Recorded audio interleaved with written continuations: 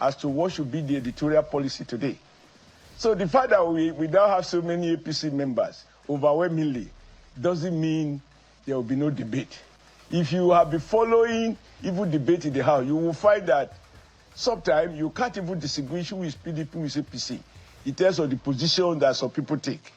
You know, so I think that if you look at the US, they celebrate when a president has control of the Congress as well as the Senate.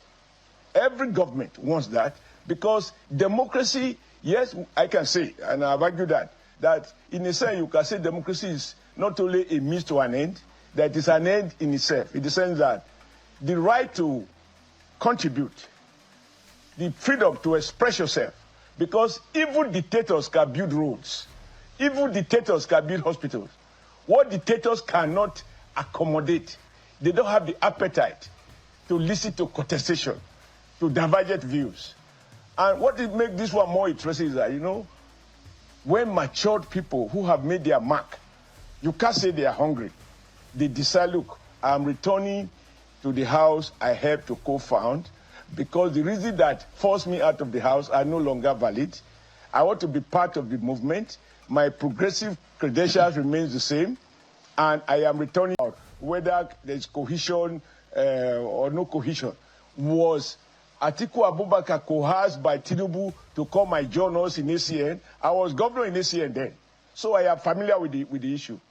Did ACN coerce Atiku Abubakar to leave Obasanjo and PDP to come and pick our ticket and run as president?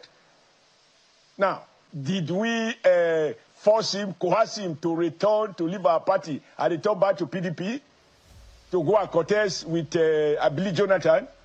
And when he lost, did we coerce him not being in the state with Jonathan as president?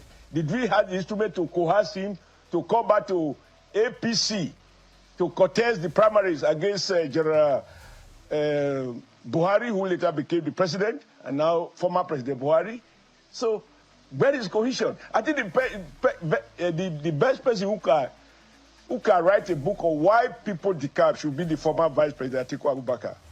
It would be nice to ask him, as a city vice president, you left your party, you were coerced by a non-state actor.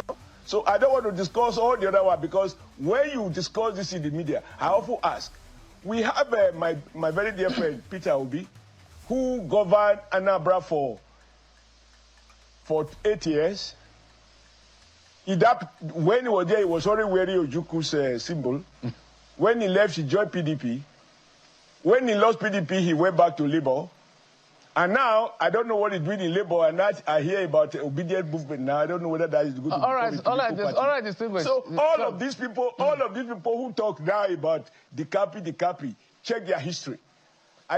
His political party, the Labour Party, and the Conservative Party. Same can be said for America. What is the volume of American document? But leaders are supposed to have a sense of justice and fairness. If something is really important, it doesn't have to be stated in the law.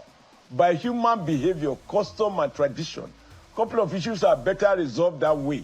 That you put something in the Constitution because you have somebody in mind today, when it changes tomorrow, you have a problem. I think that Nigerians, by their vote, will always be trusted to resolve this issue as to how they want it. Now, to try to use the law to use geography as a basis, I do not find much merit in it. All right, Senator. I don't think this president, for example, I don't think this president needs. He didn't need rotation to be where he is. He fought his way through, and as you can see, more people are joining him from the northern part. Economic environment that was inherited by this government. We expect that in 24 months, he would have fixed all those problems, and Nigeria will be back. Truly, this country was badly mismanaged. The economy was badly mismanaged. This is not to blame anyone, but this is to speak to facts. So I think I can say that I think the worst is over. We are going to begin to witness improvement in quality of standard of living.